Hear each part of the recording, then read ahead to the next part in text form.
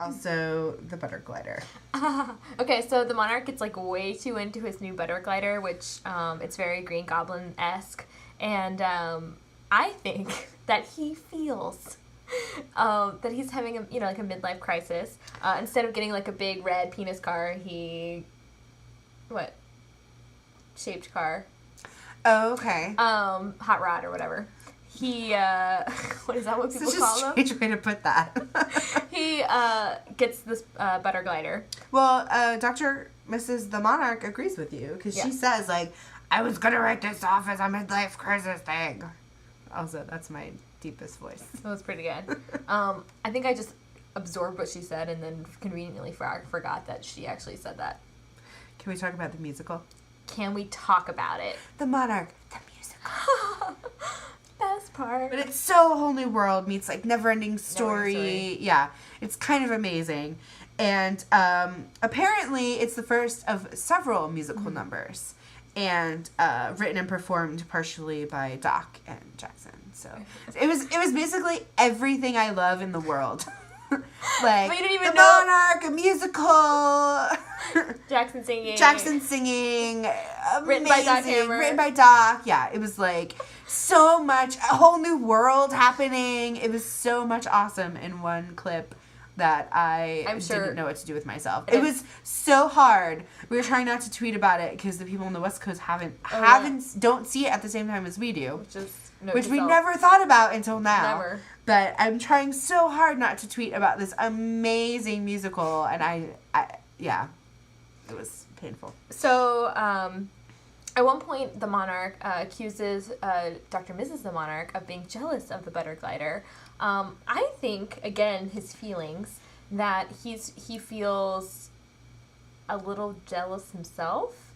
I'm going to go out on a limb here and say that I think he's a little jealous of 21, like he's doing so well, and that he might even be jealous of, I don't know, maybe if there's something, if there's anything between Dr. Mrs. Monarch and him. I don't know. I feel 21's not exactly her type. I don't know. Well, she likes the skinny villains. I feel like he's kind of displacing those emotions. Yeah. You'll allow it? I agree. Yeah. Also, what's up with the Monarch's fetish for robots? I tried to Google it and it went quickly awry, so I stopped. Whatever that's called. It wasn't robot good. Fetish. It wasn't good. Don't Google. Don't go there. So next up was the Magic School Bus mission into Dr. Venture. By the way, I was such a fan of the Magic School Bus as a kid that I was waiting for Miss Frizzle to pop out in the middle of that sequence. Like, I didn't even know if that was what they were referencing. It could have been Fantastic Voyage or something. Yeah. But I was like, Miss Frizzle, where is she? Where is she? So Sphinx has apparently been brainwashing the boys. I'm not sure. Well, wiping their memory. Oh, yeah, wiping their memory from every time they, stumble and discover Sphinx. Which I don't know if that's been happening since the last episode. Another question is, how much time has passed between those two episodes? Well, they kind of referenced it. They were saying, over the past few weeks or something. We've only been here for 2 weeks, and we've already wiped them, 14 times. So Brock finally steps in and is like, let's not brainwash them anymore, which is good for us, because that means we get to, Well, they asked Dean what day of the week it was, and he said Sagittarius. And then they asked Hank what color Brock's tongue was, and he said Wednesday? But a late Wednesday. Also, the shrink ray makes another appearance. Yay! It makes several appearances, actually, in this episode, but it's a callback to the Tag-Tellurate. Yep. So, awesome. Mm-hmm. Glad that Billy actually got to use it. I know, right? And that it works. Yeah. Surprisingly works. Yeah. Weird. Also, Brock blocks Sergeant Hatred. And he uses reverse psychology to get him to stay and watch over Dr. Venture's body while he goes into Dr. Venture's body. I think we're going to see a lot more of that. No, but this is the more noble thing to do. You have to look after Dr. Venture. Yeah. Brock. So we find out that the blood clot is not just made of clot, but it's also made of tiny Venture ship that is filled with the skeletons of the number 7s of Hank and Dean clones. Yeah. And they left the parking brake on, which is why they died. Or Miss Frizzle has something to do with it. Awesome. So apparently, I think there were like there have been 14 clones total, and they're the number 14, right? Mm-hmm. So this is like halfway through the cycle. Yeah, that's what happened to the number 7. God, that's depressing. Yeah, it is. It is. So 24 is actually still in the picture, which is amazing. Of course, we love 24. But 21 is kind of losing his mind or something. Yeah, I'm waiting for the breakdown there. And I think he's waiting for the breakdown. Yeah. He says, great, I'm crazy. Like, yeah, he knows. Because 24 buys Dr. and Mrs. Monarch a drink for 21 somehow. And it's also apparently his idea to pitch the body armor. So oh, yeah. It's pretty much all around great. Yeah. Also, we're so relieved that when we saw the trailer, we're like, oh my gosh. Yeah. Are 21 and Dr. and Mrs. the Monarch having an affair? That's oh my gosh, we wouldn't be able to handle that. No, couldn't handle it. But so we're so relieved to know that she's going to him for help, not for, other stuff. So, however, 24 spookily says, you need each other. Go back and watch the bar scene. Because he says that, again, missed it the first time around. He said it kind of quietly. Mm-hmm. That's why. Emphasis on need. Yeah. Need. Disturbing. So eventually, she recruits 21 to help her, get the Monarch back on Dr. Venture and away from the butter glider. Away from the butter glider, who has won his heart. So 21 kind of goes rogue, and him and the other henchmen go rogue or go on strike. And so apparently this means that they can just go and bust down the Venture compound. Well, they don't have to follow any of the guild's rules because they're on strike. And so he, rigs Helper who's, by the way, still around. Still the eye, a walking eye, which I don't know how, I really want to go back to being normal Helper, but it's also kind of fun. Boop, boop, boop, boop. And, thanks. You're welcome. Courtesy of Hollybutt. And, so again, back to the fact that they can do that and they can break into the completely secure Venture compound. It's how is the Venture family going to survive through this season? We don't know. So we don't know. Mm-hmm. Also, so the Monarch swoops in on the butter glider and takes over for 21 because 21's basically come in, secured the area. Monarch swoops in, which is hot. Yes, it was pretty nice. Mm-hmm. Then he recognizes White from college and was like, "Hey, you did that radio show, The White Room." Then he's like, "Small, small world," and then he darts him. Which is super hot. Super hot! We're like, what? That is so badass. I've never seen the Monarch actually do something that he wanted to do it in a badass way, and actually execute it properly. And we were, and laughing so evilly the whole time. Yes! Oh my gosh, the evil laugh was wonderful. And I think we were evil laughing. When he shot him, we were like, he's so great! Yeah. God, we're such fangirls for him. Anyway, which actually, it kind of raised the point, the Monarch and White haven't met since college. Yeah. So aren't there must be so many other episodes, so many other characters that haven't met each other yet. Well, our favorite is... that we really want to meet.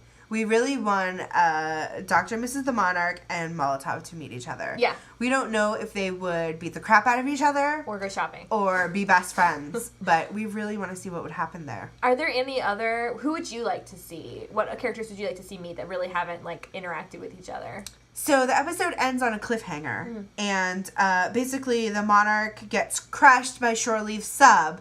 Because the sub was in Dr. Venture's tear duct, and then Hatred used the shrink ray to giantize Dr. Venture. This is the best summary ever. I know. And then it tumbles out of his tear duct and crushes the Monarch. Well, we don't see it crush him, but it falls onto him. Don't say that. So, yeah. The entire second part of the episode, from the last commercial break until the end. Let's do a reenactment. Oh my god. Oh my god. Oh my god. Oh my gosh. Yeah, that was us. Completely. Entire... Didn't even talk. I did not... I couldn't believe what was happening. It was so much. If they kill him off, I didn't want to go there. I refuse to entertain that idea as a possibility. You tried to email me comforting messages the next day. I did. They couldn't do it. Everyone loves the Monarch too much. That's the problem. I know, that is the problem. Yay, I get to talk about this. Teasers, news, good stuff. Yeah. You probably have already heard, but Nathan Fillion is going to be, actually, Nathan Fillion, I guess, should preface that you don't automatically know who that is, but who are we kidding? You totally do, that he's the captain of Firefly, Mal Reynolds, and, also, Dr. Horrible's sing-along blog. He's Captain Hammer. No relation to Doc Hammer. And so that's super exciting. Actually, Doc sort of mentioned this to us. Well, he started to tell us about it at DragonCon, and then he realized, like, that he was talking to people that have, like, a blog and a Twitter and, like, are both journalism majors. He was like, you guys are going to tell everyone. This is going to be all over the interwebs. And so he just shut up. So he started telling us about someone who was going to be from, like, Firefly that was going to be on the show. He or almost Dr. got Horrible. There. I don't remember if it was from Dr. Horrible or from Firefly. Yeah. But he was like, we know people. And then... So I casually was like, Horrible. So back to you saying that Nathan Fillion's going to be on the Venture Brothers. And he was like, what? I don't know what you're talking about. We don't know anyone. But he was very shifty. It was just like that. Yeah. Even with sunglasses. Mm-hmm. We could tell. Shifty. Spoiled. So we were dying to say something, but we couldn't. Because we were sworn to secrecy. And we cannot break the bond of secrecy. There's a few things that either we weren't supposed to overhear or we just overheard because he was high on endorphins of playing off Weep or whatever that I'm going to like... We got a couple spoilers. Yeah. We're not sharing them. Mm-hmm. Mostly for fear of retribution. Mostly because we don't want to get on their bad graces. Yeah, and we want our certificates. So we asked, White and Billy are not gay. Yep. They are failed heterosexuals. Mystery solved. Also... We owe them a lot of apologies, I guess, for that. For constantly calling them a couple. Also, a little fun tidbit is that the drawing of White's character was based off of a haircut that Doc wanted. And makes so much sense. Yeah. And you see White and his hair, and you're like, that's kind of Doc hair. So it totally makes sense. And I love White. I mean, he even talks about, like, how, like, White's shirt originally... Yeah. Not the color that it is now. It used to be red, right? Mm-hmm. But he's so... But now it's like pinkish purple. And he's just a failed... I mean, he's got the white sport coat. And, it's white. He's awesome. Also, we heard... again, we'll be, like, dispersing these things throughout our... If we just went on and on about DragonCon, we would, like, never shut up as far... Also, we'd bore you. It's super boring. But one of the questions that was asked at the panel was if Triana was coming back. And we just wanted to throw in there that, Triana's going to be in one of the next following episodes, which is cool because I was like, did they just write her off? Like, we'll never see her again. That's cool, but still. Well, and I'm excited to see, like, what's happening because she went to her mom's to learn the craft. It's so funny. That's exactly what I was thinking. So, yeah, I'm really excited to see what happens there and how she blossoms as a lady... Witch? What's her? A lady witch. Lady witch. Lady sorceress? A lady necromancer? A lady mancer? A necro woman? All right. I'm going to just let you take that. Okay. Also, make sure you guys follow us on our Twitter. The account is @VeryVentureGirls, GRLS. And also our blog. Which is www.veryventurevodcast.blogspot.com. Also, there's 3 W's at the beginning of that, not 2. www. We got an extra W for being special. Yeah. Yeah, we're going to have a list of Brockisms that is going up because we're beginning Brock Blocked and... Brock of Ages, so check that out. We'll keep a running list. We also have, we're going to have some video of the David Bowie panel that Doc Hammer was on going up. I'm also... Front row seat action. Yeah, it was awesome. I'm also planning on transcribing the Monarchs musical and posting the lyrics on the blog, so make sure you stay tuned. Yeah. All right, Ventureroos, you guys have a great week. And we will see you next week after Pomp and Circuitry, which will be at 11:30 on Cartoon Network. Bye, guys. Go Team Venture.